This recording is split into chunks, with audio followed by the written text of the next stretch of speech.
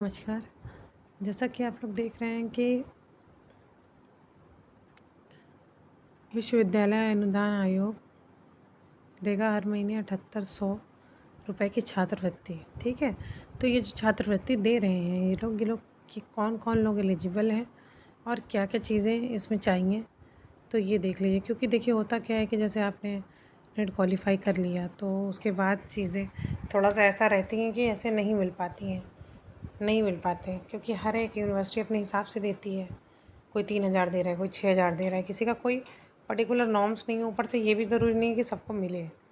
तो ये देश भर में मेधावी छात्रों के लिए इन्होंने छात्रवृत्ति शुरू करी है, जो कि एनएसपी पर आपको मिल जाएगी। और दूसरी चीज़ ये है कि इसमें से कुछ स्कॉलरशिप योजनाएं हैं, आप जा कर के स्कॉलरशिप पोर्टल इनका देखिएगा, वहाँ पे आपको सारी जानकारी मिल जाएगी। बाकी यहाँ पे जो आप देख रहे हैं वही चीज़ है। इंदिरा गांधी पीजी स्कॉलरशिप योजना, पीजी स्कॉलरशिप योजना, ईशान उदय स्पेशल स्कॉलरशिप योजना, PG scholarship for professional course के लिए, ठीक है। छात्रवृत्ति के लिए आवश्यक क्या क्या होना चाहिए आपके पास?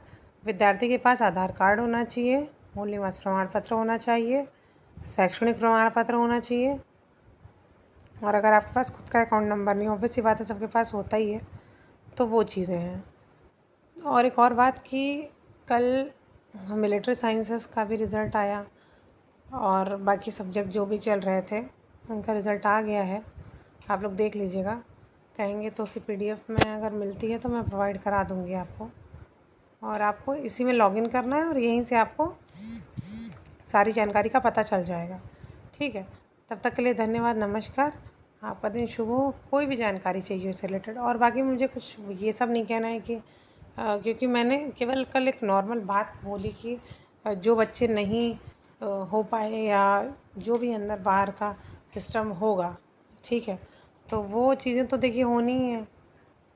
कोर्ट का जो भी डिसीज़न होना है, चाहे वो केमिस्ट्री की बात करें चाहे किसी अन्य सब्जेक्ट की बात करें, तो कुछ लोग जो इसमें ये हो जाता है, कहते हैं कि मैं कह रही हूँ, वो मेरा पर्सनल व्यू नहीं होता है, वो व्यू कोर्ट का होता है, वो व्यू जो न्यूज़पेपर में आया होता है उसका होता है।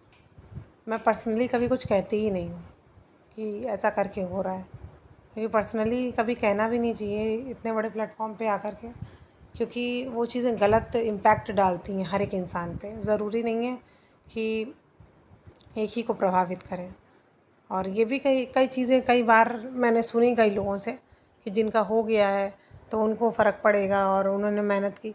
तो एक बात मैं बार बार बता दूं, जिनका नहीं भी हुआ है उन्होंने भी बहुत मेहनत करी है। अब वो बात अलग है, एक नंबर से पॉइंट से कुछ से उनका रह गया, अब किस वजह से रह गया, उनका कहीं और होना निश्चित होगा। मैं हमेशा बढ़ावा देती हूँ चीज़ों को कि चीज़ें अच्छे डायरेक्शन में